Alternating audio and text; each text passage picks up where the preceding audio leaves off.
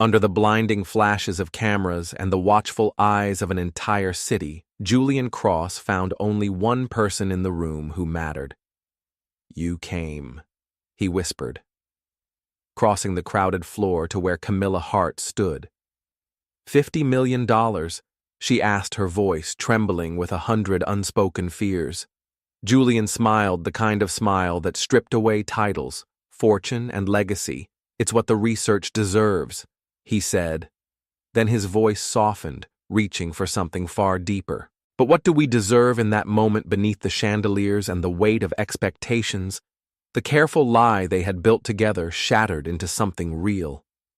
"I love you," Julian said, his hands trembling slightly as he took hers in his. "Not for a contract, not for appearances, not for anyone else, just for you." And when Camilla answered, her voice thick with tears and wonder, "I love you too." Nothing else mattered. Not the cameras, not the headlines, not even the ticking clock that had once been counting down to goodbye. They had found something no business deal could ever buy, a future they chose together. The Lexington Charity Gala shimmered with a kind of ruthless beauty, chandeliers scattering fractured light over a sea of designer gowns and diamonded smiles.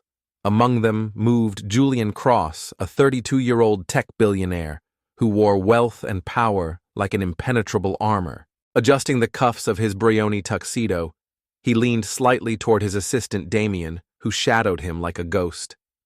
Another night of hollow handshakes and empty promises. Julian murmured, voice low, "Stay until the donation ceremony at least." Damien replied, hardly glancing up from his tablet, "And maybe, try smiling. Forbes has crowned you the Ice Emperor." Julian chuckled humorlessly, snagging a glass of champagne from a passing waiter. "Let them call me whatever they like," he said, swirling the glass lazily, "as long as the market listens to me." Across the cavernous ballroom, Camilla Hart, a 27-year-old marine ecologist, tugged gently at the neckline of her borrowed emerald gown. The dress glittered under the lights, but it felt foreign on her, a soldier's armor ill-suited for the battlefield she was about to enter. Tonight wasn't about glamour for her. It was about survival. Her research, 3 years of relentless sacrifice, had been dismissed by a single line scribbled by the man standing across the room. Her fingers tightened around her champagne flute as she searched the crowd. "He has to be here," she whispered to herself. And then there he was, Julian Cross, towering aloof, utterly unreachable. Their eyes met across the crowded room, a spark, not of attraction, of collision. Camilla's heart raced, but not from nerves, from purpose. Squaring her shoulders, she crossed the polished marble floor every step. "Steady, Mr. Cross," she said, offering her hand with practiced calm. Camilla Hart lead. Researcher at the Oceanus Preservation Initiative. Recognition flickered in his icy blue gaze, then extinguished. "Ah," Julian said coolly. "The fish people." The casual dismissal sliced deeper than she let show. "I believe your team already received our response," he added, turning slightly, already, dismissing her presence. "You mean," Camilla said, her smile a polished blade, "the templated rejection your assistant's assistant sent, without you even glancing at our proposal." Several nearby conversations paused attention, sliding toward them like moths to a flame. "This is hardly the venue," Julian began. 3 minutes, Camilla interrupted. "Just 3 minutes to show you how your money could save oceans instead of sponsoring another round of luxury yacht races." Julian's mouth twitched a smirk or a sneer. Impossible to tell. "I admire your spirit," he said, voice like glass. "But my decision is final." He turned to walk away, his parting shot tossed carelessly over his shoulder. "Maybe try Kickstarter." Laughter rippled faintly behind him, knives disguised as laughter. Camilla's vision blurred with rage. 3 years of her life. Dismissed. Mocked. Something inside her cracked. Before her mind could catch up with her body, she was moving, and the sound of her palm striking Julian Cross's chiseled jaw echoed through the marble hall. The room stilled. Even the orchestra faltered. Julian stood frozen, the imprint of her hand blossoming crimson across his pale skin. His expression was unreadable.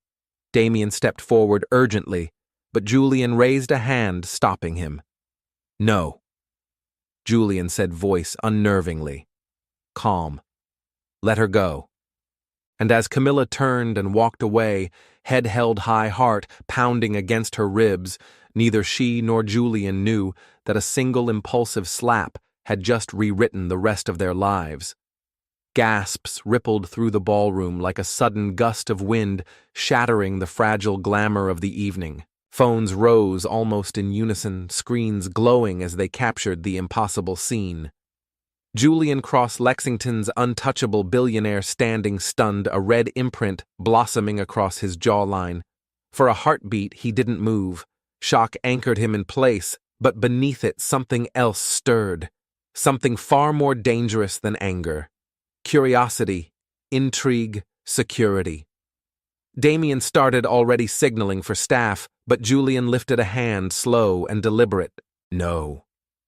He said, his voice unsettlingly calm even as he absently rubbed the stinging mark on his skin. "Let her go," across the room. Camilla Hart's figure disappeared through the grand doors, back straight dignity clinging to her, despite the tremor in her chest and the tears she refused to let fall. Neither of them realized that in the space of a single reckless moment, a chain reaction had been set in motion. One that would dismantle the carefully curated worlds they both lived in. And far across the ballroom, tucked away beneath the shadows of a towering floral arrangement, Eleanor Cross watched it all unfold. Eleanor, the true architect behind the Cross dynasty, was nearing her 80th birthday, but her mind was as sharp, her instincts as ruthless as they had been the day she first built an empire from nothing. Her pearl-clad fingers tightened slightly around the stem of her glass. "Find out everything about that young woman," she whispered to her assistant, who immediately faded into the crowd. Because Eleanor Cross had seen something tonight that she hadn't witnessed in decades. A woman who could fracture Julian's ice-cold armor with nothing but a look of genuine disappointment. And Eleanor Cross had no intention of letting that slip through her fingers. The orchestra picked up once more, the gala regaining its glittering rhythm as if nothing had happened. But Julian Cross couldn't settle back into the pretense, not with the phantom sting still burning on his jaw, not with the vivid image seared into his mind. A young woman with fierce green eyes who had looked at him not with awe or fear, but with raw, unvarnished disappointment. He didn't know it yet. But by the same time, tomorrow, everything he thought was solid would begin to unravel. Julian Cross's mornings were a ritual of precision, a symphony of efficiency orchestrated down to the minute. At 5:30 a.m. sharp, he pounded the trails of Riverside Park for his 5-mile run. By 6:30, his private chef handed him a protein shake at the door. At 7:15, exactly, he was seated behind the glass walls of his penthouse office atop Cross Tower, surveying overnight markets before Wall Street came alive. Discipline control. Every minute accounted for. But today, something was wrong. The phone on his desk wouldn't stop buzzing. "You've gone viral," Damien announced as he breezed in, balancing a tablet in one hand and Julian's black coffee in the other. Julian didn't look up from his monitors. The footage of last night. Damien continued sliding the tablet across the desk, over 2 million views already. Cross Smackdown is trending. Julian's fingers stilled over his keyboard. He let out a breath through his nose, not quite a sigh, but something close. "Draft the standard cease and desist letters," he said, "and find out who she is, already ahead of you." Damien replied, tapping the folder, now lying neatly on the desk. Julian picked it up, flipping it open with a flick of his fingers. Camilla Hart, Damien recited Ph.D. in marine biology from Berkeley lead researcher at Oceanus Conservation Institute, 27 years old, unmarried, impeccable academic record. No legal issues until last night. Julian's brow furrowed, pausing over the photo attached to the file, that same defiant fire in her eyes. Options. Julian asked curtly. We could press charges, Damien said, though his voice was careful, but that would be unwise. PR backlash would be brutal. Alternative private settlement. NDA. Julian opened his mouth to respond, but the office door swung open so violently both men jumped. Eleanor Cross didn't often visit Cross Tower. She preferred to reign over the dynasty from her grand estate outside Lexington. But when she did appear, it was like the arrival of a storm. Inevitable, commanding, and utterly unapologetic. Cancel your day, she said crisply, seating herself in the leather armchair across from Julian without invitation. Damien vanished like smoke, pulling the door shut behind him. Julian closed the folder. Slowly. Grandmother, he greeted, voice neutral. To what do I owe the honor?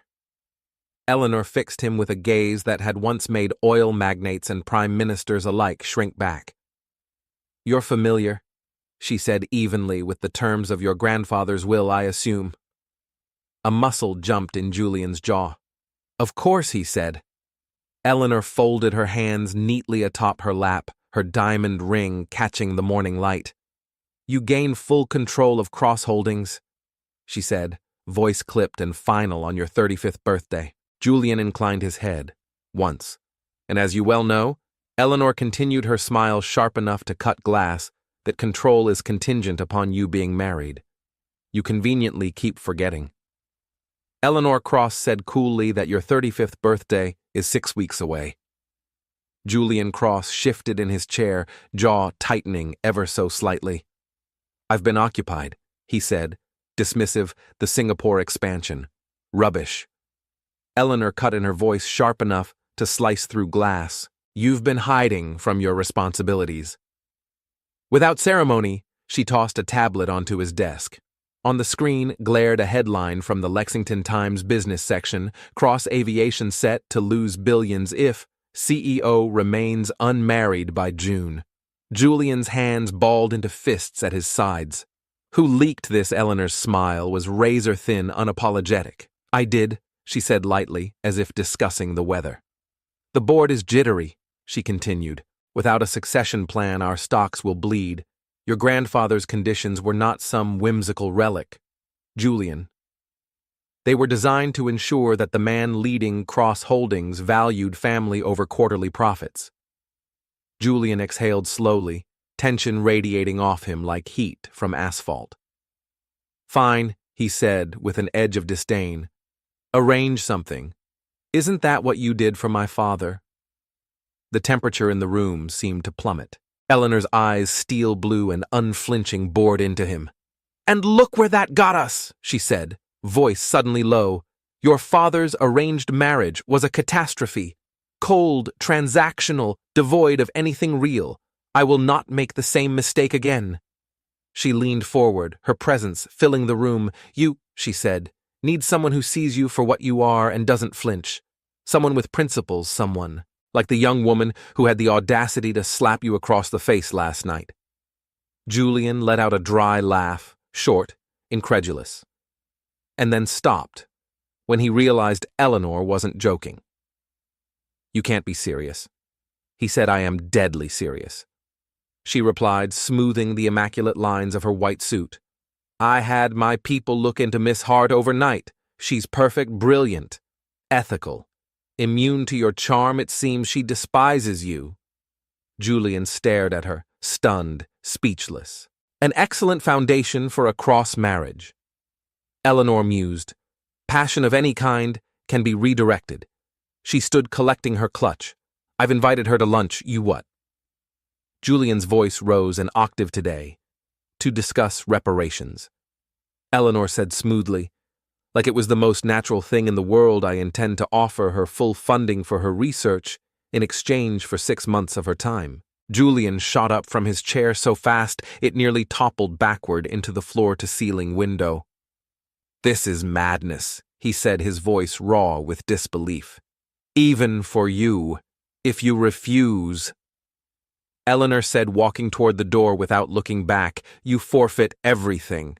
She paused at the threshold, glancing over her shoulder. Your shares, your control. All of it scattered to the board, like scraps to vultures. You'll have nothing but your trust fund, Julian. Is your pride worth $30 billion? Before he could summon a response, she smiled the same predator's smile she wore when closing hostile takeovers. Lunch is at 1 o'clock, learner's den, don't be late. And then she was gone, the door clicking shut with finality. Julian stood in the middle of his glass fortress, staring blankly out at the sprawling skyline of Lexington. For the first time in years, something sharp and foreign twisted in his chest. Panic. Meanwhile, across town, in a tiny Brooklyn Heights apartment, where the ceilings leaked and the radiator coughed in winter, Camilla Hart was facing her own crisis, face buried in a pillow. She groaned, "I assaulted a billionaire." Her voice was muffled but filled with horror. "They're going to sue me into oblivion. I'll never work in science again. I'll have to change my name and start a goat farm in Montana." Her roommate Priya perched at the edge of the bed, clutching a chipped coffee mug and looking somewhere between concerned and entertained. "The video doesn't even show your face clearly," Priya offered, trying to be reassuring. "Maybe no one will realize it was you." Camilla was about to reply when her phone buzzed for the 20th time that morning. Unknown number. Priya winced sympathetically. Or maybe they already have. Heart pounding, Camilla slid her finger across the screen to answer, bracing for lawsuits or threats. Or worse.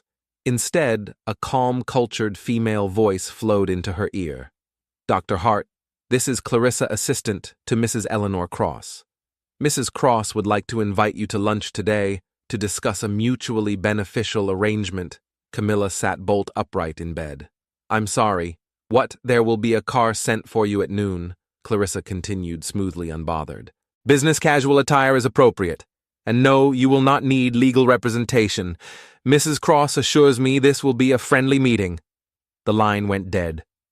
Camilla stared at her phone. Priya leaned in, wide-eyed. So not Montana. Camilla exhaled shakily. Apparently not yet. Camilla ended the call, lowering her phone slowly across the room. Priya stared at her wide-eyed and gripping her coffee mug like a lifeline. So, not Montana. Priya ventured, half in disbelief, half in awe. Apparently not yet. Camilla muttered, her mind spinning. She pulled open the doors of her small closet, surveying the meager collection of worn blouses and faded skirts that could hardly be called a professional wardrobe. Her heart sank. "I'm going to need to borrow another dress," she said, grimly, glancing back at Priya, who immediately sprang into action like a battlefield medic. What neither of them realized in their tiny Brooklyn Heights apartment was that across Lexington, in a gleaming penthouse lined with steel and glass, Julian Cross was also preparing, equally unwilling, equally bound, by forces neither of them could fully control. Their paths were about to collide again, and this time neither would walk away unchanged. Leonard was the kind of restaurant whose reservation book was filled months in advance, unless your last name happened to be Cross. Camilla clutched her borrowed leather purse tighter as the maitre d' led her through a sea of tailored suits and murmured power plays. They reached a secluded alcove draped in soft lighting, where Eleanor Cross sat alone every inch, the queen. She was draped in a tailored Chanel suit that likely cost more than Camilla's entire student loan debt. Dr. Hart. Eleanor greeted, extending a hand with a smile that was both gracious and assessing. "Thank you for accepting my invitation. Please sit." Camilla smoothed the wrinkles from her borrowed sheath dress, Priya's emergency interview outfit, and took the offered seat, her stomach knotting tighter. "Mrs. Cross," she began hesitantly, "I should probably apologize for last night," Eleanor interrupted smoothly, waving a perfectly manicured hand. "Refreshing, really. And between us, long overdue." She signaled the waiter, who appeared as if summoned by magic. "The tasting menu for my guest. And I'll have my usual." After the waiter disappeared, Eleanor turned her full attention back to Camilla. her gaze sharp, measuring not hostile, but searching. "Tell me, Dr. Hart," Eleanor said, folding her hands lightly on the table. "What would you do with $10 million for your research?" Camilla nearly choked on her own breath. "Excuse me." She coughed, certain she had misheard. 10 million. No oversight committees, no quarterly targets, pure research freedom for 5 years. The world around Camilla faded into a blur. Her mind, trained to seize possibilities, immediately began calculating equipment, salaries, expeditions, restoration sites. With that kind of funding, they could not just theorize. Solutions, they could rebuild entire dying ecosystems. We could save entire reef systems. Camilla answered, her voice trembling with the enormity of it. But why?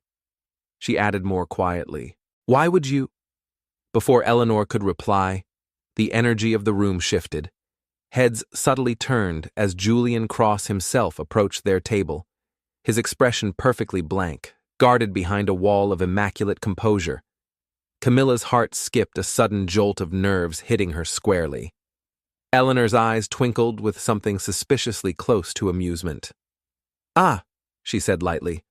"Right on time." Camilla caught the faintest glimmer of surprise in Eleanor's expression. Even she hadn't been sure he would come.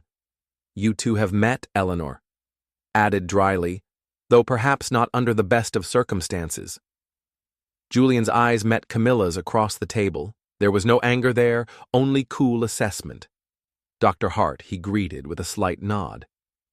"Mr. Cross," Camilla replied, her voice steady despite the adrenaline spiking through her veins. "I owe you an apology," Julian began, but Camilla held up a hand instinctively. "Not necessary," she said. He didn't argue. Instead, he simply took the third seat, folding his long frame into the chair beside Eleanor. "I've been informed," he said, "that my rejection of your proposal was hasty." The tension wrapped around the table was thick enough to cut. A waiter appeared, another ghostly summons, and placed a flute of champagne before each of them. Eleanor lifted her glass with the poise of someone orchestrating a chess match. "To new beginnings," she said smoothly. Camilla took a sip, the bubbles doing little to settle her nerves. She set her glass down and, gathering her courage, asked bluntly, "I appreciate the lunch, but why am I here?" A slow smile curved Eleanor's lips, full of approval. Directness. "Good. I have a proposition that benefits us all." Camilla stiffened. "My grandson," Eleanor said, glancing meaningfully at Julian, "requires a wife. You require funding." She paused, letting the absurdity hang in the air for a delicious moment. "I propose a mutually advantageous arrangement." Camilla's champagne went down the wrong way. Coughing, she finally managed to croak out, "I'm sorry." What Julian's face remained perfectly composed, though she didn't miss the slight tightening of his jaw. "My grandmother," he said dryly, "believes in unconventional solutions." "Marriage is hardly unconventional," Eleanor corrected with a serene smile. "It's the oldest business transaction in history. A marriage of convenience." Eleanor Cross said crisply, as if discussing a business merger with very clear terms, "After 6 months, you'll receive your settlement, $10 million directed straight to your foundation." Camilla Hart stared at her, then at Julian Cross, waiting for some sign that this was a joke. A punchline, a smile. None came. Carefully, Camilla set her champagne flute down, her heart thudding against her ribs. "This is insane," she said, finally, voice tight. "On the contrary," Eleanor replied smoothly, dabbing the corner of her mouth with her napkin. "It's remarkably rational." She folded her hands, her rings catching the light. "My grandson," she continued, "must fulfill the terms of his grandfather's will, which demands he be married by his 35th birthday, 6 weeks from now." Her gaze sharpened. "You," she added, "need funding. Substantial funding which traditional channels have repeatedly denied you. This solves both problems efficiently." Camilla swallowed hard. "With all due respect, Mrs. Cross, I'm a scientist." "Not a she," stumbled, "a temporary life partner," Eleanor supplied almost kindly. "With very generous compensation." Camilla shifted her gaze to Julian, searching for any flicker of humanity behind his poised facade. "You're actually agreeing to this charade." For a moment, Julian's mask slipped. The barest flicker of frustration, or perhaps resignation, shadowed his features. "I have 30 billion reasons to agree," he said, voice low. "The prenuptial agreement will be ironclad," Eleanor added briskly. 6 months minimum public appearances together as a couple. Absolute discretion regarding the nature of the arrangement, and upon dissolution, full transfer of funds to your foundation. Camilla's mind spun. $10 million enough to fund her entire team full-time. Enough to move her coral regeneration project out of endless grant applications and into the ocean where it belonged. All she had to do was pretend to love a man who made her blood boil for half a year. She looked down at her hands. "I need time to think," she said quietly. "Of course," Eleanor said, smiling, as if she already knew the answer. "You have 24 hours." For a moment, the table fell into uneasy silence. Then Julian, who had remained silent through most of the meeting, finally spoke. "Dr. Hart," he said, rising, "may I speak with you privately?" Eleanor arched a perfectly shaped eyebrow but rose gracefully. "I'll give you two a moment," she said. "The crab course is exceptional, by the way." With a knowing smile, she drifted away toward the private lounge. Alone now, Camilla found herself facing Julian Cross at close range and for the first time noticing details that hadn't registered from a distance. The way the golden flecks in his blue eyes caught the light, the faint crease between his brows, the way his entire body seemed coiled, controlled, a man used to carrying the weight of an empire alone. "You don't have to do this," Julian said, voice quieter, almost hesitant. Camilla blinked, thrown. "I thought you needed this arrangement." "I do," he admitted. "But that doesn't mean you should give up 6 months of your life to fix my mess." There was something unexpected in his tone. Not vulnerability exactly, but a fissure in the perfect marble facade. "Why me?" she asked softly. "There must be hundreds of women who would jump at the chance to marry a billionaire, even temporarily." A ghost of a smile flickered at the corner of Julian's mouth. "Apparently," he said, "my grandmother thinks I need someone who sees me for who I really am. Not someone blinded by the cross name, someone who would slap you when you deserve it." Camilla said, unable to suppress a wry smile. "Exactly," Julian replied, the corner of his mouth twitching. For the first time since the slap, their eyes met, and neither looked away. Something tentative flickered there. Not hostility, not even resignation, understanding. Though Julian added dryly, "I'd appreciate if you could limit it to no more than once per fiscal quarter." Despite herself, Camilla laughed. A real laugh, startled and breathless. Julian's expression softened, as if her laughter had cracked something open inside him. "However, briefly, I still think this is absurd," she said, shaking her head. "It is." Julian agreed simply. "But my grandfather had a peculiar sense of humor, and his will is legally ironclad." Camilla looked down at her hands again, twisting the napkin between her fingers.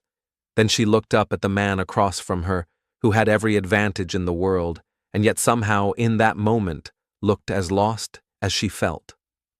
Across the table, Camilla Hart found herself staring at the man who could either become her greatest mistake or the key to saving entire coral reef ecosystems. "If I were to even consider this," she began slowly, every word weighed carefully, "I'd have conditions of my own." Julian Cross leaned forward slightly, his gaze sharpening as if for the first time he was truly seeing her, such as he asked. "My research comes first," Camilla said, spine straightening. "I'm not going to be paraded around as a trophy wife at endless galas just to appease shareholders." She took a deep breath, then added, "And I want the Cross Foundation to establish a permanent marine conservation division regardless of what happens between us." For a moment, she braced herself for the usual dismissal, condescension, maybe even a smirk. Instead, Something almost like respect flickered across Julian's expression. "You negotiate like a cross," he said, lips twitching. "I'll take that as an insult," Camilla shot back, but there was no venom in her voice, just dry humor. As Eleanor returned to the table, the air between Julian and Camilla had subtly shifted, and somewhere deep inside, Camilla realized she was actually terrifyingly considering saying yes to this insane arrangement. One look at the knowing glance exchanged between grandmother and grandson confirmed it. They knew it too. That evening, in the cramped warmth of their tiny Brooklyn Heights kitchen, Priya's voice rose to a pitch that made Camilla wince. "You agreed to what?" "A temporary marriage?" Camilla repeated, hugging her fourth cup of tea like a lifeline. 6 months, $10 million, funding for the foundation. Priya paced back and forth, the worn floor creaking under her sneakers.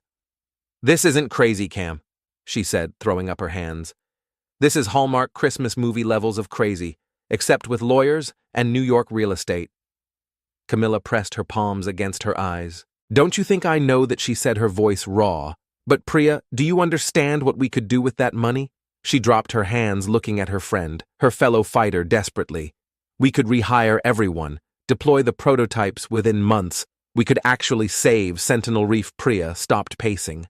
The legal mind in her word through risk assessments, clauses, worst-case scenarios, but the friend in her saw the stubborn hope burning in Camilla's eyes. "And all you have to do is marry Lexington's most emotionally unavailable billionaire," Priya muttered. "For 6 months," Camilla stressed, "with a bulletproof prenup protecting us both. You're not signing a single thing without me reviewing it first." Priya snapped, "All lawyer now." "Already requested the draft," Camilla assured her. "It should arrive tomorrow morning." Across town, high above the glittering Lexington skyline, Julian Cross stood by the floor-to-ceiling windows of his Tribeca penthouse, swirling a glass of scotch in his hand. Damien scrolled through the prenup draft on his tablet, eyebrows raising. "I can't decide," Damien mused, "whether your grandmother is brilliant or diabolical."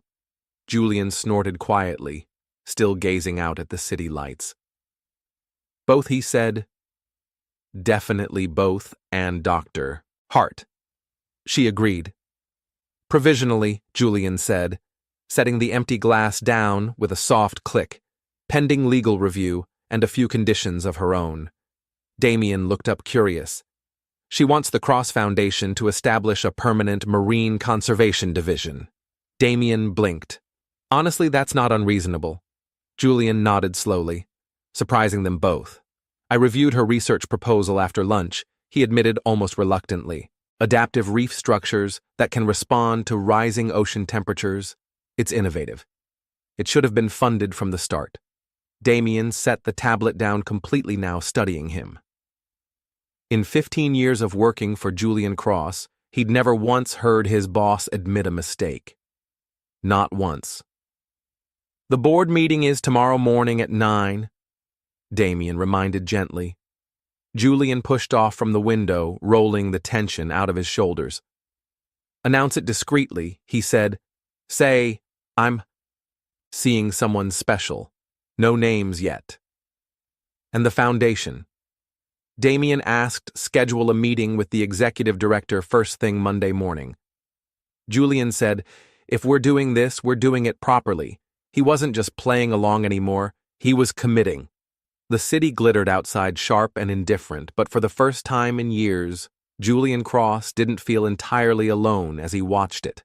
Camilla Hart arrived at Cross Tower 15 minutes early, a coffee clutched in her trembling hands, her stomach, a tangled knot of nerves. The prenup had arrived at her apartment at dawn, delivered by a somber-faced courier. 98 pages. Priya had stayed up half the night, parsing every clause. "It's solid." Priya had concluded reluctantly, suspicion etched across her face, almost too fair. The settlement, $10 million, was guaranteed, regardless of how things ended, as long as Camilla stayed the minimum 6 months and made reasonable public appearances as Julian's wife. Now, as the private elevator whispered skyward, Camilla stared at her reflection in the polished steel, wondering if she was about to make the biggest mistake of her life. The elevator doors opened directly into a sleek reception area, bathed in muted grays and silvers. Waiting for her was a woman with a chiseled smile and an impeccable navy suit. "Dr. Hart," she greeted warmly. "I'm Margot, Mrs. Cross's assistant. They're expecting you in the conference room." Camilla followed her down a corridor lined with modern art so expensive she was almost afraid to breathe too hard. As they approached a frosted glass door, Margot paused and in a lowered voice said, "May I offer you a bit of advice?" Camilla blinked, surprised, then nodded. "Mrs. Cross respects backbone," Margot said quietly. "And Mr. Cross respects facts. Remember that, and you'll do just fine." With a small encouraging smile, Margot opened the door. Inside, Eleanor Cross and Julian Cross sat at opposite ends of a long glass table, the distance between them crackling with the cool precision of two generals preparing for a battle. Between them sat a distinguished older man Camilla didn't recognize, Dr. Hart. Eleanor rose smoothly, prompt as expected. "Allow me to introduce Julian Hargreaves, the Cross family attorney for over 30 years. The lawyer inclined his head with a small smile. "A pleasure, Dr. Hart. I trust you've reviewed the agreement."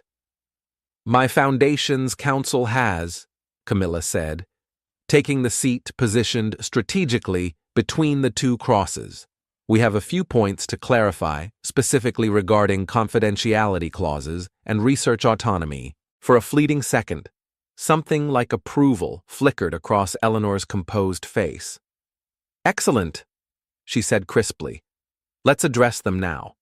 For the next hour, Camilla negotiated terms with a calmness she didn't quite feel.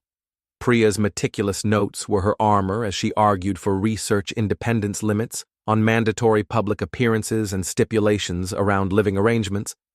Julian remained mostly silent, only occasionally offering a quiet clarification. Mostly he simply watched her, that same inscrutable look in his blue-gold eyes. It was unnerving. It was also strangely grounding. "There's one last matter," Julian Hargreaves said, finally flipping through his annotated copy of the agreement, the engagement announcement. "For authenticity, we'll need a backstory." Julian leaned back slightly in his chair, expression dry. "Apparently, she slapped me and my grandmother decided we should marry. Isn't romantic enough." For the first time that morning, the room cracked with laughter, sharp and startled. Even Eleanor allowed herself a small, rare chuckle. Perhaps Eleanor said, "Recovering smoothly, you've been secretly collaborating for months on oceanic investments." The disagreement at the gala was a public miscommunication about sensitive negotiations, and the slap. Camilla asked, arching an eyebrow. Julian's mouth quirked, betraying the ghost of a smile. "A passionate disagreement," he said about deployment timelines. Camilla fought the urge to roll her eyes hard enough to sprain something. Eleanor, on the other hand, was positively delighted. "The press will adore it," she said, already strategizing. Brilliant marine scientist and cold billionaire clash over world-changing innovation, only to discover a deeper connection. "How very convenient," Camilla muttered under her breath.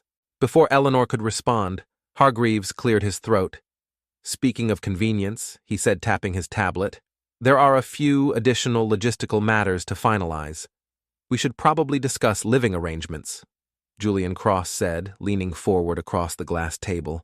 "During the marriage," he clarified his voice, "even I propose that Dr. Hart retains her own residence for appearance's sake. Meanwhile, we'll designate my penthouse as our primary home, with her relocating whatever essentials are needed for credibility. I have conditions," Camilla said quickly before anyone could steamroll her. Julian's gaze flicked to hers, steady and attentive. "I'll need my own space within the penthouse," she said firmly. "A private office with secure access for my research, and Priya must be able to visit freely without security," breathing down her neck. "Done." Julian agreed immediately without hesitation. Hargreaves, the family lawyer, made a tidy note on his tablet, and regarding the engagement period, Eleanor Cross added, calculating aloud. 3 weeks should be sufficient, long enough to appear genuine, short enough to maintain some semblance of privacy. Camilla barely heard the words. It was all moving so fast, so impossibly fast. She felt panic rising like a tide inside her. She didn't really know these people. She was about to tie herself legally to a man she had, until a heartbeat ago, thoroughly disliked. As if sensing her unraveling thoughts, Julian spoke, his voice softer. "Dr. Hart," he corrected himself. "Camilla, if you need more time, we can wait." Camilla blinked up at him, startled.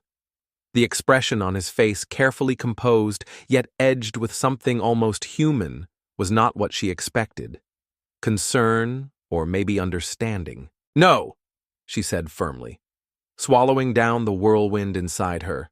"The timeline is fine, but—" She lifted her chin.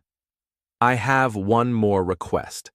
"Yes," Eleanor prompted, arching a curious brow. "If we're going to convince people this is real," Camilla said then, "we should at least know each other a little. Basics, favorite books, allergies, coffee orders, that sort of thing." Julian tilted his head. "Considering her reasonable," he said after a moment. Eleanor clapped her hands together lightly, as if closing a deal. "Today is Friday," she noted. "Perhaps the two of you should spend the weekend getting acquainted." The innocent suggestion carried just enough mischievous inflection to make Julian shoot his grandmother a look. "Grandmother," he warned. But Eleanor's eyes sparkled with mischief. "If you're announcing an engagement on Monday," she said, entirely unapologetic, "you should be able to look comfortable around each other by then." And so 3 hours later, after signing papers that would alter the course of both their lives, Camilla found herself seated in the back of a discreet black town car heading eastward toward the Cross family beach house. Manhattan's skyline shrank behind them, swallowed by distance and late afternoon haze. "Your grandmother," Camilla said dryly, "is a force of nature you have no idea." Julian replied, loosening his tie, a small human gesture that made him seem momentarily vulnerable. "For what it's worth," Camilla said after a pause, "I think you handled her admirably." Julian turned his head, visibly surprised by the compliment. "Years of committee meetings," she added, smiling slightly. "You learn how to hold your ground." A companionable silence settled between them as the car glided down the highway. Camilla sneaked a glance at Julian out of the corner of her eye. He was absorbed in something on his phone, his profile sharp against the setting sun.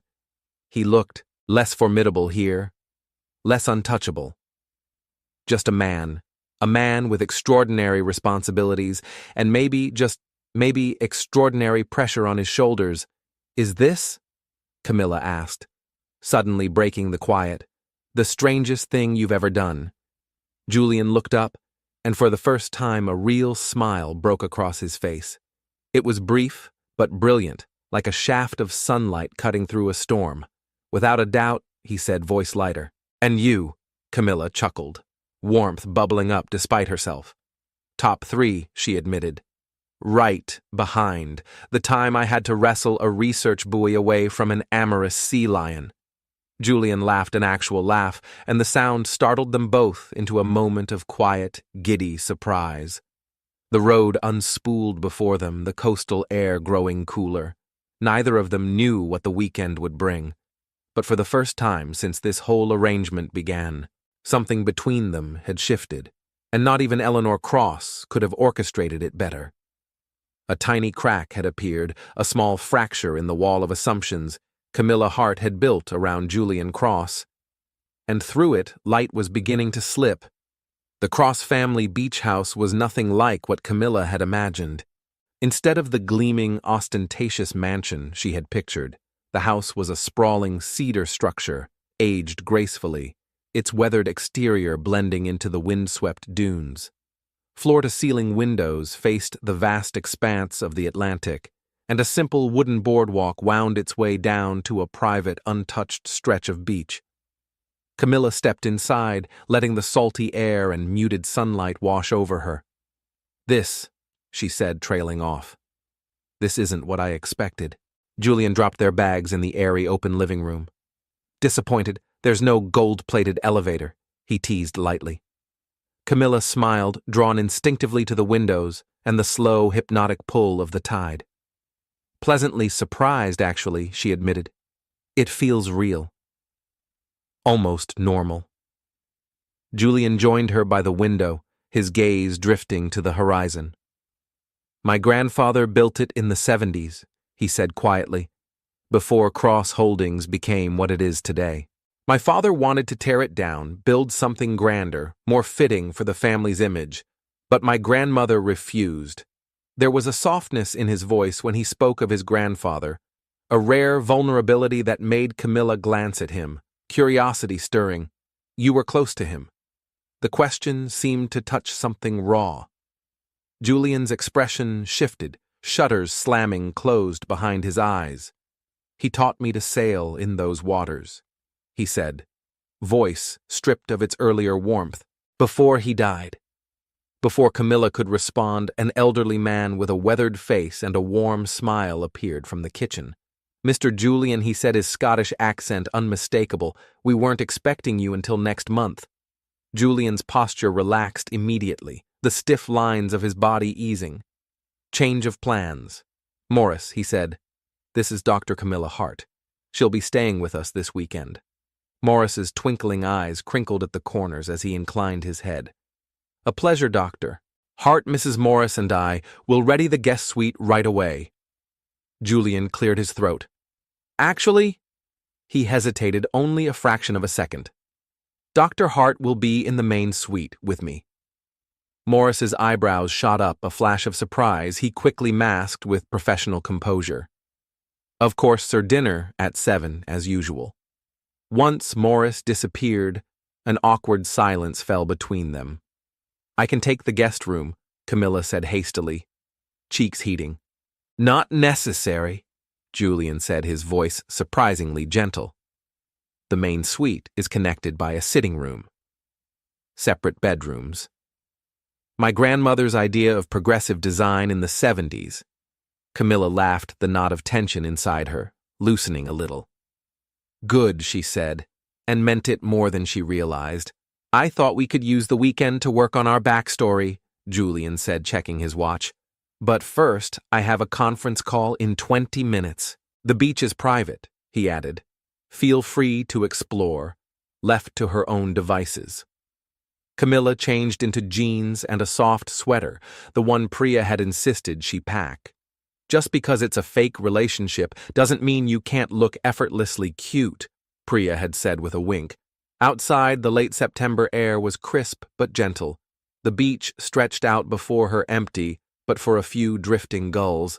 Camilla wandered down the boardwalk and found an old driftwood log near the water's edge where she settled herself, letting the sound of the waves soothe her restless mind. Her phone buzzed in her pocket. It was a text from Priya. Have you signed away your soul yet? Or just your hand in marriage? Camilla snorted, typing back quickly. Both currently at his beach house. It's surprisingly normal. The reply came instantly. Beach house. Cam, nothing about this is normal. Send pics. I need to know if I should be planning your rescue or your honeymoon. Camilla laughed out loud, the sound carried away by the ocean breeze. She was still smiling when she heard footsteps approaching across the sand. Turning, she found Julian, now dressed in jeans and a loose shirt, his polished business persona stripped away by the sea air. He looked almost human, almost approachable. Something shifted again between them, something neither quite knew how to name. But for the first time it felt like the beginning of something neither contracts nor conditions could define. Julian Cross approached the driftwood log with a casualness that felt almost human. The cashmere sweater he wore, soft, simple, impossibly expensive, made him look disturbingly approachable. Something amusing? He asked, gesturing to the space beside her. Just my roommate. Camilla Hart replied, shifting to make room. She thinks I've either been kidnapped or seduced. Julian chuckled, a low sound that was warmer than anything she'd heard from him before. And which is it? He asked, teasing, threading his tone. Neither Camilla retorted, smirking. "This is a business arrangement, remember?" "Ah, yes," he said dryly. "The $10 million marriage of convenience." He turned his gaze toward the horizon where the sky melted into the sea. "I apologize," he added after a pause, voice surprisingly sincere, "for dragging you into this madness." Camilla blinked, caught off guard by the honesty in his words. "You didn't drag me," she said, her voice softer. "I walked in with my eyes open." She hesitated, then asked the question that had been lingering at the edges of her mind. "Though I am curious why agree to your grandmother's solution so easily. Surely you could have found someone else." Julian was silent for so long that she thought perhaps he wouldn't answer. When he finally spoke, his voice was stripped of its usual polish. "My grandfather amended his will when I was 25. He said his words, slow, deliberate. He told me I had 10 years to find someone who would keep me honest. His words, not mine." A humorless smile tugged at his mouth. "I thought it was just his old-fashioned way of nudging me to settle down. I threw myself into building the company. Instead, I figured I'd deal with the marriage clause when it became urgent. And now it is." Camilla concluded quietly. Julian nodded once grimly, but he added, glancing at her. "My grandmother was right about one thing. Most women in my world would say yes for all the wrong reasons. And what Camilla asked, tilting her head, are the right reasons." He turned fully toward her, then the last light of sunset catching in his eyes, softening the sharpness there. "Integrity," he said simply. "Purpose, the courage to stand up to me when I'm wrong." Camilla felt something flutter unexpectedly inside her chest, so she teased, lifting an eyebrow. "I qualified because I slapped you." Julian laughed, then a real laugh, rich and unguarded. "You qualified," he said, his smile lingering, "because you didn't apologize afterward. Because you stood your ground. Because you fought for what mattered to you even when it would have been easier to stay silent." Warmth unfurled through Camilla's chest at his words, catching her completely off guard. To hide it, she bent down, picked up a smooth stone, and flicked it expertly across the water. 5 skips, Julian said, impressed. "Marine biologist," she said, flashing a grin. "I spend more time around water than most people." Julian found his own stone and sent it skimming 4 skips before it surrendered to the sea. "What made you choose marine biology?" he asked as they strolled along the shoreline. The question was simple, but no one outside her field had asked it in years. Camilla found herself answering without hesitation, telling him about the tide pools she explored as a child, about her undergraduate work with coral bleaching, about the sickening realization that reefs were dying faster than anyone predicted. "That's why your rejection hurt," she admitted. "It wasn't just about money. It was about time we don't have." Julian was quiet for a long moment, the only sound between them, the hush of the waves.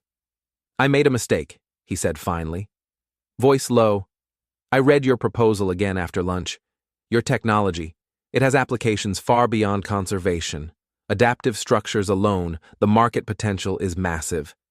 He stopped himself there, his jaw tightening. "But that wasn't your priority," he said, almost as if to himself. "No," Camilla agreed. "But it doesn't have to be either or. Sustainable innovation can be profitable." A corner of Julian's mouth lifted slightly. "My grandfather used to say something similar," he mused. They had walked almost a mile down the empty beach without realizing it, the conversation flowing as naturally as the tide.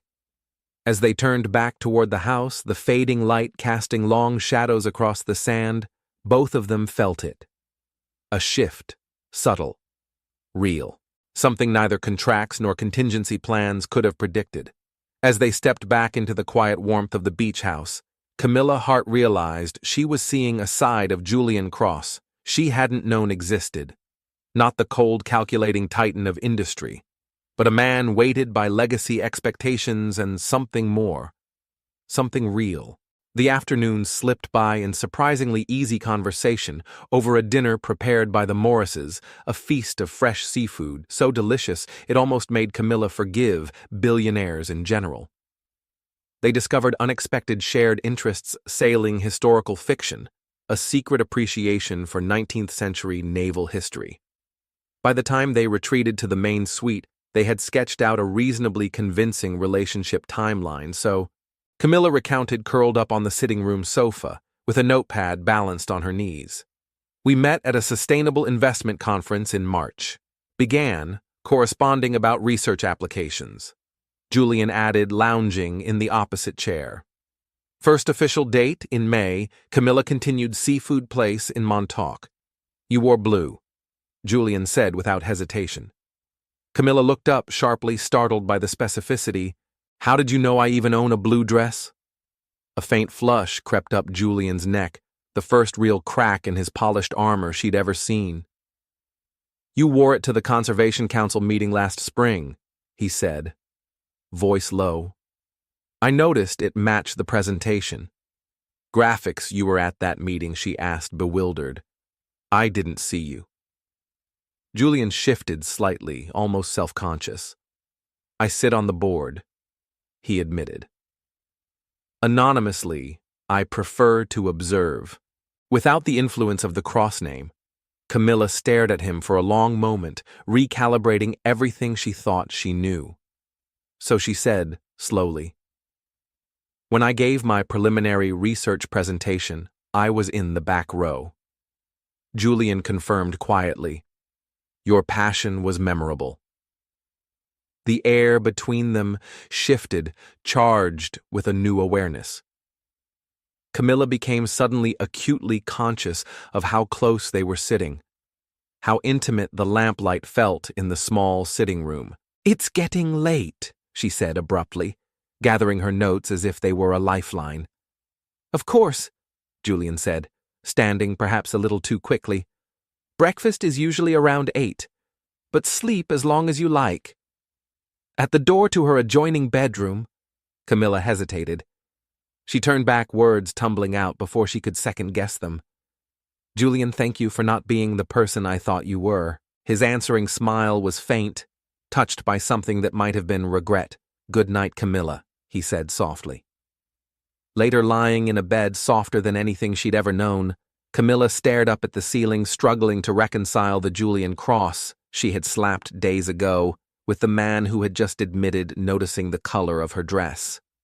The truth, she was starting to realize, was far more complicated and far more dangerous to her peace of mind than she had anticipated. Across the sitting room, Julian stood by the window, watching moonlight ripple silver over the Atlantic. For the first time since his grandfather's death, he wondered if the marriage clause hadn't been about business at all. Maybe it had been something else. A final lesson about trust. About choosing someone that mattered. The realization hit harder than he cared to admit. Monday morning arrived far too soon. In the back seat of the sleek town car, ferrying them back to Manhattan, Camilla twisted the delicate engagement ring on her finger, a vintage emerald set in platinum, once belonging to Julian's great-grandmother. Remember, Julian said quietly as the glass tower of Cross Holdings came into view. From now on, we're engaged, she nodded, forcing a smile that felt fragile. Ready when you are, fiancé, she said. Neither of them could have known then that their carefully constructed facade was about to face its first real test.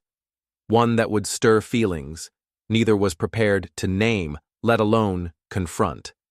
The press release read, Cross Holdings proudly announces not only the establishment of a groundbreaking oceanic research division with an initial $10 million investment, but also the engagement of CEO Julian Cross to the division's brilliant director, Dr. Camilla Hart.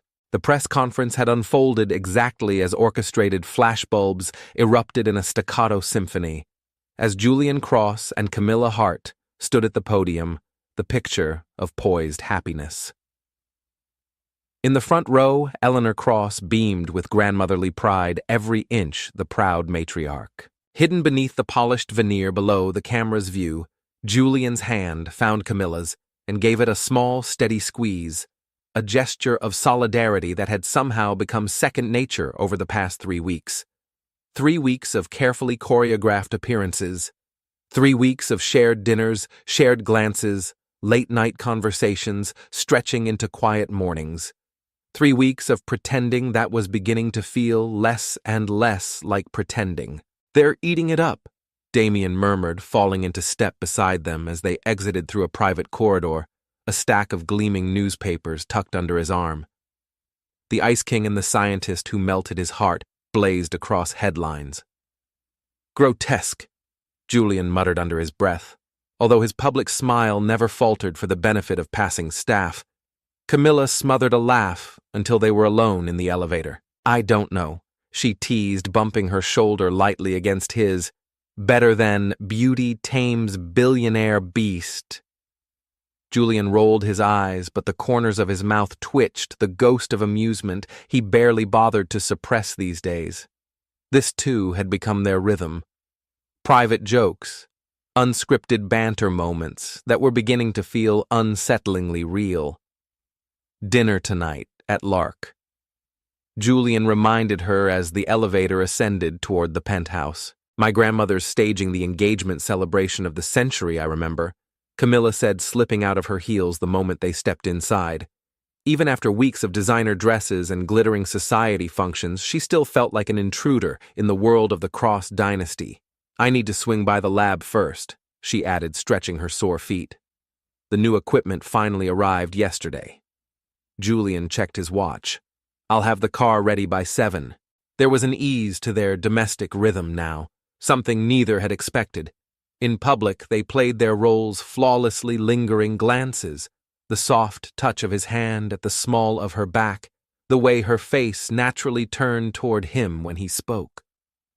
In private, they treaded more carefully, neither willing to name the shifting ground beneath them. At precisely 7, Camilla emerged from her room, dressed in an emerald gown, Eleanor's not-so-subtle choice, to match your eyes, darling, and that magnificent ring.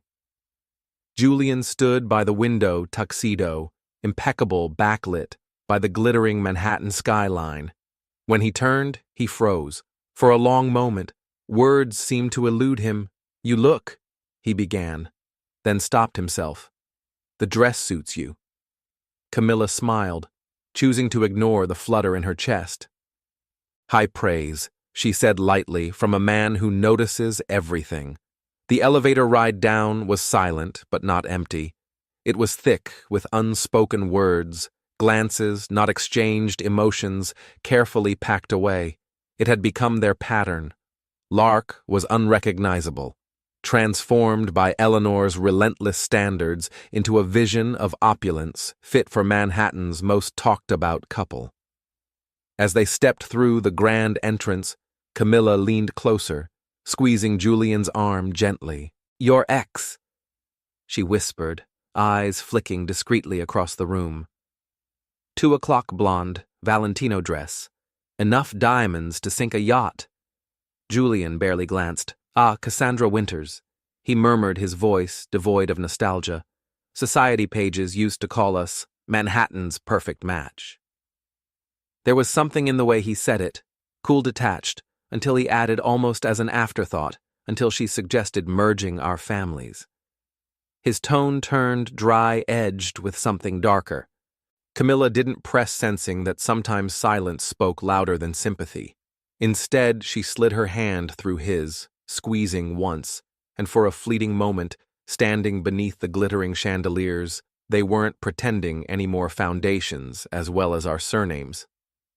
Julian Cross finished a dry humor, lacing his voice. Camilla Hart couldn't hold back a soft laugh.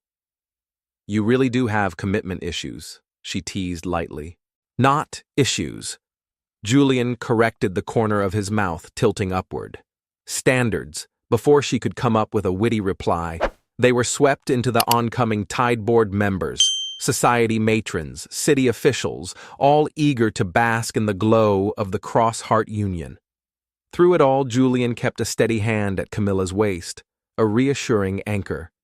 His voice softened when he introduced her, and each time he said, "My fiancée," there was a warmth that felt dangerously real. It was during dessert that the complication they had both secretly feared finally appeared. Dr. Hart. The booming voice sliced through the din of champagne toasts. Camilla turned and nearly dropped her glass.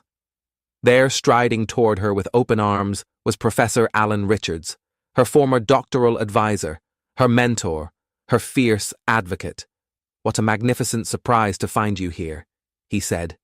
Beaming, Professor Richards' Camilla managed her heart lurching. "I didn't realize you were in New York conference at Columbia," he explained easily, oblivious to her panic. "Then I received this most intriguing invitation engagement party of my favorite former student." He turned a curious gaze to Julian. "Though you never mentioned dating across during our weekly calls," Camilla's stomach dropped. Their carefully crafted timeline, perfect on paper, had a glaring hole. Richards knew her schedule intimately. He would see the inconsistencies immediately. "It happened rather quickly," she said, forcing a smile. Julian stepped smoothly into the breach, his hand finding hers beneath the table. "We wanted to keep it private until we finalized the research partnership." Julian said, his tone steady, plausible professional discretion. "You understand?" Richards squinted at them. Academic skepticism, sharpening his expression. "Of course," he said slowly, "though I must admit, it's surprising. Last I heard, you were quite vocal about the Cross Foundation rejecting your grant proposal." The table went still. Even the hum of conversation around them seemed to fade. Eleanor Cross watched with hawk-like focus. Damien, a few tables away, looked ready to leap into distraction mode. Beneath the linen tablecloth, Julian's hand tightened around Camilla's, not for show, not for optics, but in genuine support. Camilla drew a deep breath. "Actually," she said, steadying herself, "that rejection was the best thing that could have happened to my research." Richards raised a skeptical eyebrow. "It forced me to reevaluate my approach." Camilla continued, finding her rhythm to look beyond traditional funding channels. She turned to Julian then, and found his gaze waiting for hers, unguarded and unexpectedly vulnerable. And in the process, she said quietly, "I found someone who saw the potential I'd been struggling to communicate." Julian's thumb brushed lightly over the back of her hand almost reflexively. "And I found someone," Julian said, voice low and unpolished, "who challenged me to see beyond quarterly projections. Someone who reminded me what real vision looks like. The air between them, charged too real, too raw, to be dismissed as mere performance. For a heartbeat, there was only them, and the dangerous knowledge that neither of them was acting anymore." Professor Richards cleared his throat loudly. "Well then," he said, lifting his glass, "it seems congratulations are indeed in order to unexpected partnerships." Glasses clinked. The crisis for now had passed, but something fundamental had shifted.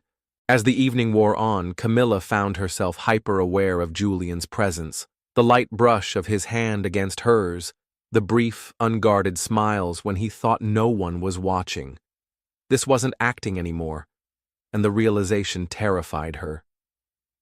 When they finally returned to the penthouse, the city lights glittering behind them, the air between them was electric, heavy with words left unspoken.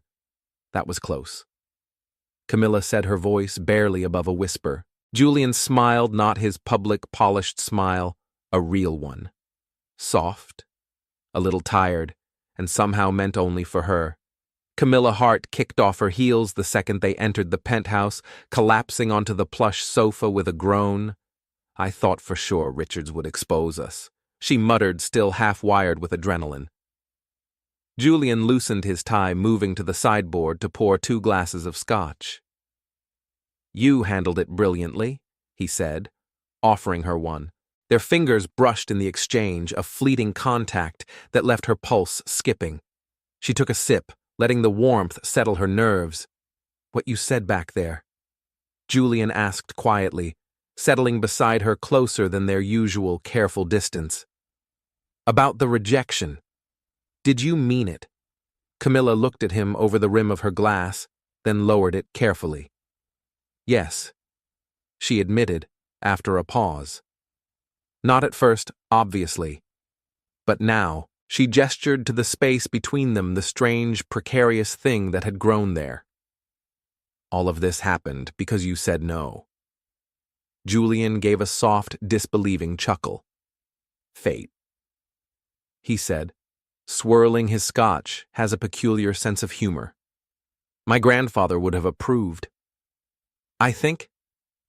The mention of his grandfather softened Julian's entire demeanor, stripped him of his usual detachment. He would have liked you. Julian added, voice rougher now.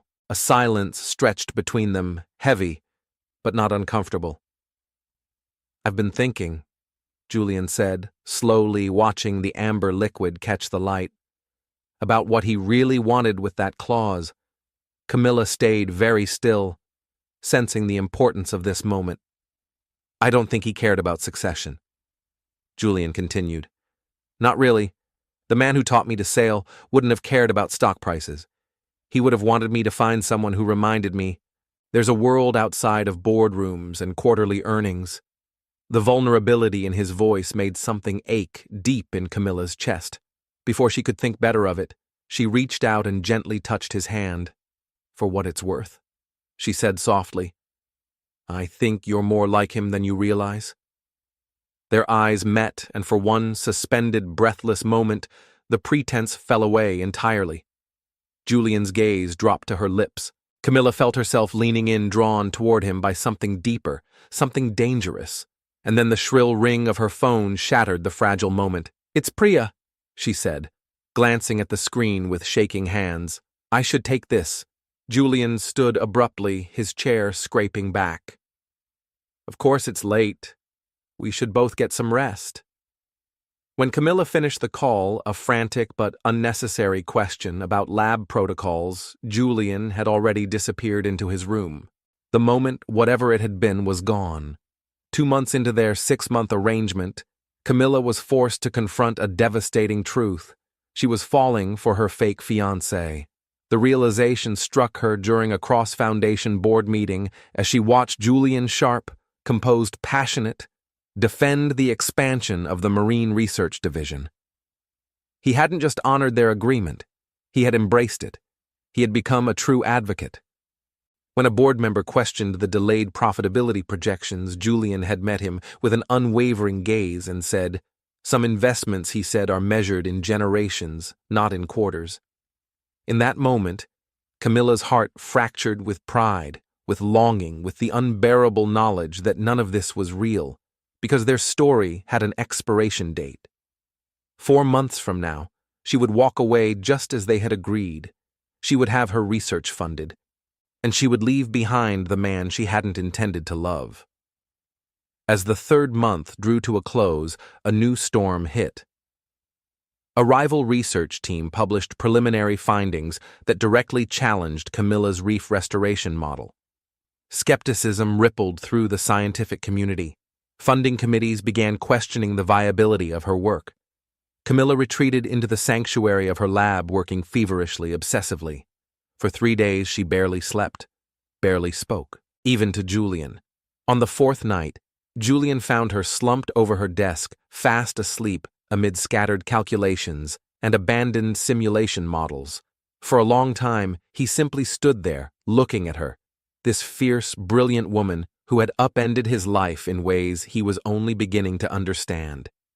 And then, moving quietly, he shrugged off his jacket and draped it gently over her shoulders, as if somehow protecting her from the battles she refused to surrender.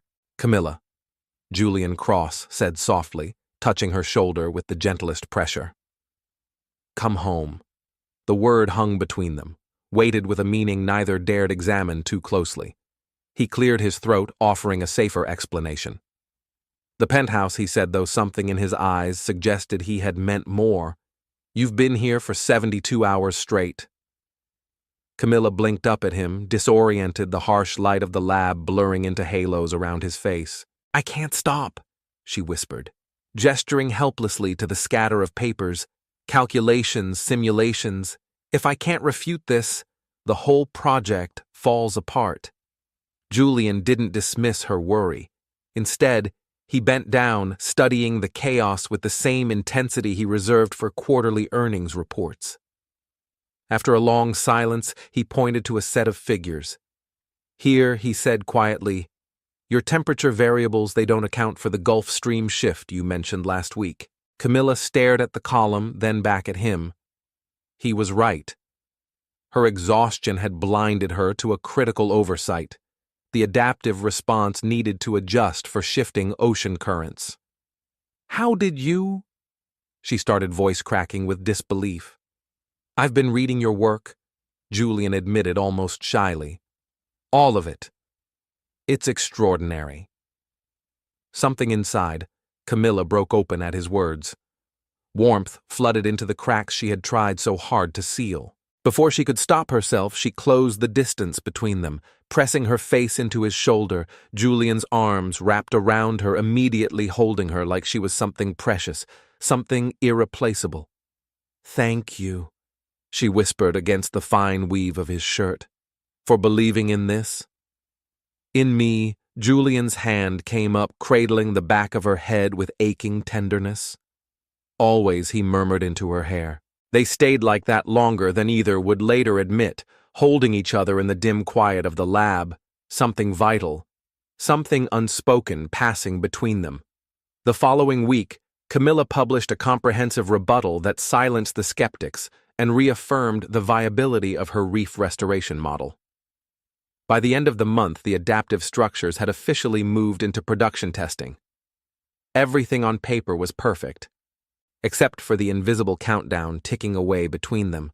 4 days before what would have been their 4-month anniversary, Eleanor Cross summoned them to her Upper East Side mansion for dinner. The meal, as always, was impeccable, multi-coursed, orchestrated to perfection.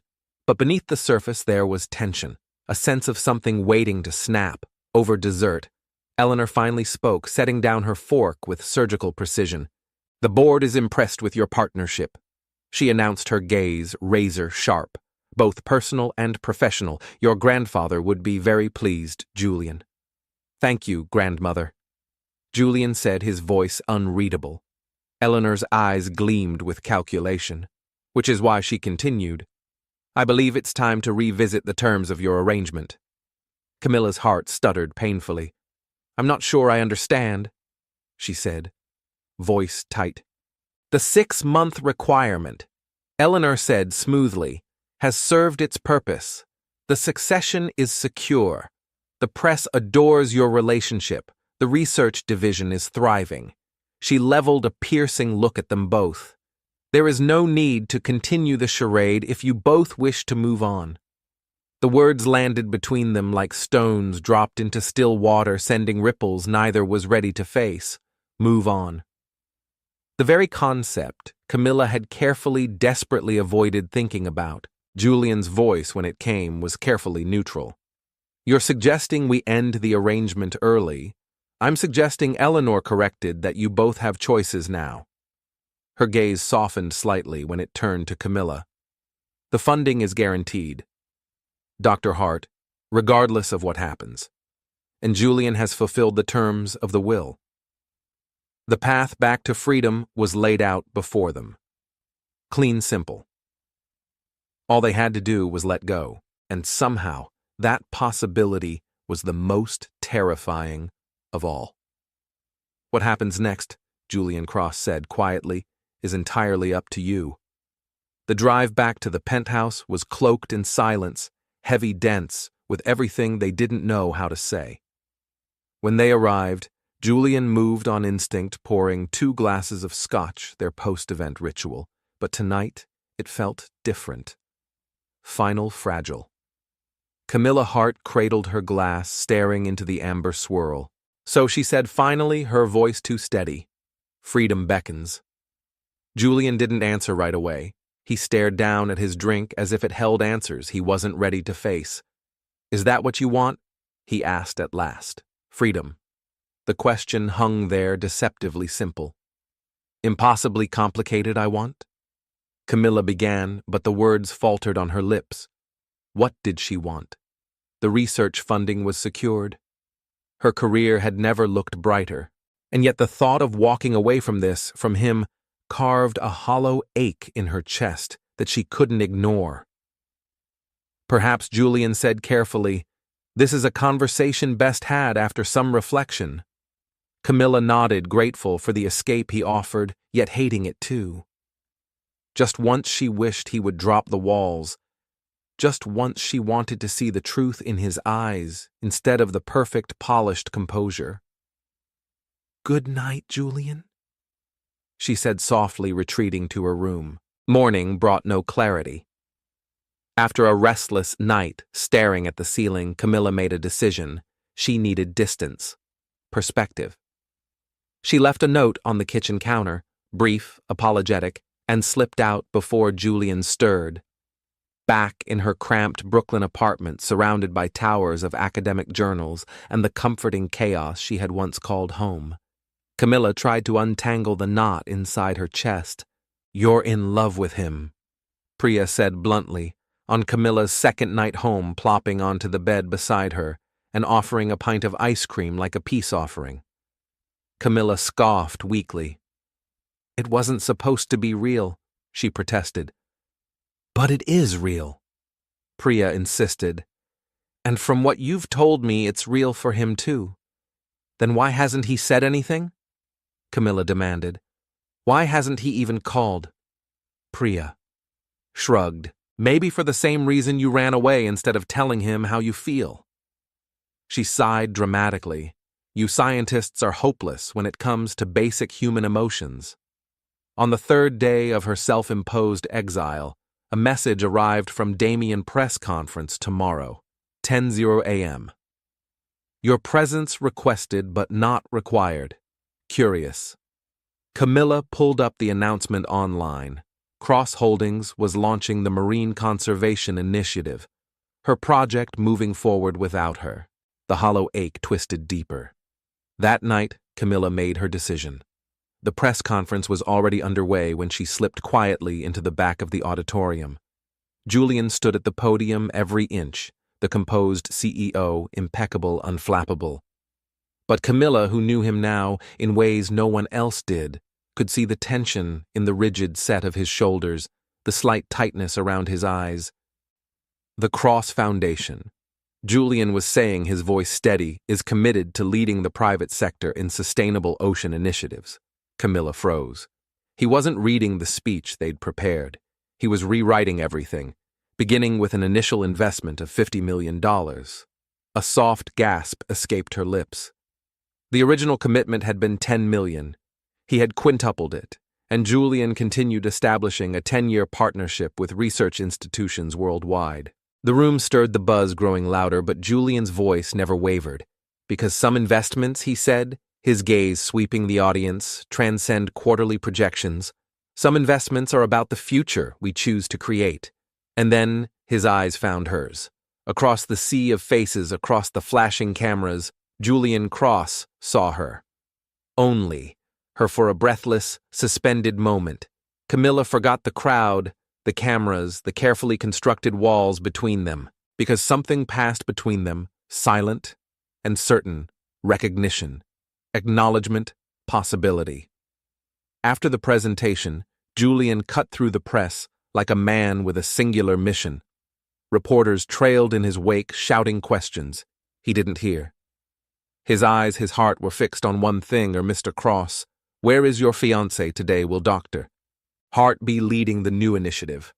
Are the wedding plans still on schedule?" The reporter's questions blurred into meaningless static. Julian Cross heard none of them. He had eyes and focus for only one thing: Camilla Hart. When he reached her, the rest of the world seemed to dissolve away like mist under sunlight. "You came," he said simply, breathless with relief. $50 million, she asked. In reply, disbelief softening her voice. Julian smiled, a smile meant only for her. "It's what the research deserves." His expression shifted, then becoming something far more vulnerable. "But what about us?" Her voice broke slightly as she whispered it. "What do we deserve?" Julian around them. The room fell silent, sensing the weight of the moment unfolding. Across the crowd, Eleanor Cross watched with quiet satisfaction, a knowing smile tugging at her lips. "I've been thinking about that," Julian said, taking her hands in his. His palms were steady, but his fingers trembled just slightly against hers. For 3 days he continued, voice low but unwavering, "Ever since you left. And I realized something my grandfather knew all along." He took a breath, his gaze locked to hers. "That sometimes arrangements become real when you least expect them. That sometimes getting slapped is the best wake-up call a man can get." A laugh burst from Camilla, bright, incredulous, full of aching hope. "Are you saying," she teased, "you're grateful I hit you?" "I'm saying," Julian said, tightening his hands around hers, "that I don't want this to end. Not in 2 months, not ever."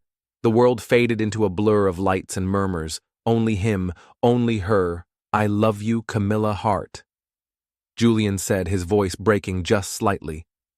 "Not for a contract, not for a board vote, not for a legacy." He smiled, the kind of smile you only give once in your life. "I love you," he whispered, "for you. Brilliant, fierce, stubborn, unstoppable." The cameras flashed around them, capturing a moment that had started as fiction, but had become something stunningly, beautifully real. Tears blurred Camilla's vision, but her voice was steady when she said, "I love you too," and she didn't care who heard, but she added, grinning through her tears, "I'm keeping my lab in Brooklyn." Julian laughed, a sound so free, so utterly unguarded, that Camilla felt her heart soar. "I wouldn't have it any other way," he said, and when he kissed her there under the flashing lights and the expectant eyes of the world, there was nothing staged about it. It was real, it was raw, it was theirs, a billionaire and a scientist who had somehow found everything they needed in the last place. Either of them had thought to look. 6 months later, they were married on the beach behind the old cedar house, where the ocean whispered its blessing across the dunes. Morris officiated, grinning like a proud uncle, while Eleanor watched from the front row, looking smug enough to have orchestrated the entire universe. Their vows included solemn promises to protect the oceans, to respect each other's work, and to strictly enforce a limit of 1 slap per marital disagreement. At the reception, Priya caught the bouquet and, without hesitation, handed it straight to Damien, who for the first time in 15 years blushed scarlet to the tips of his ears. Later, beneath a sky dusted with stars, Julian pulled Camilla close as they danced barefoot in the sand. "You know," he murmured against her hair, "this was the best business arrangement I ever made." Camilla laughed, tilting her head up to kiss him. "And the best slap I ever delivered," she teased. Then she rose on her toes, kissed the man who had once been her adversary, then her partner, then against every odd, her perfectly imperfect forever. And so, what began as a business arrangement became something far greater than either of them had ever imagined. Julian Cross, the man once known as the Ice King, and Camilla Hart, the fierce, brilliant scientist, discovered that love doesn't always arrive in the way we expect. Sometimes it sneaks up in moments of frustration, in battles of will, in the quiet bravery of choosing someone over certainty. Against the backdrop of boardrooms, contracts, and high society expectations, they found something real, something worth risking everything for. They proved that even the most carefully constructed plans can't contain the wild, beautiful chaos of falling in love. Because sometimes the best kind of love is the one you never saw coming. If this story touched your heart, make sure to like, share, and subscribe to our channel. We have so many more unforgettable stories waiting for you. Thank you for watching, and until next time, keep believing in unexpected miracles.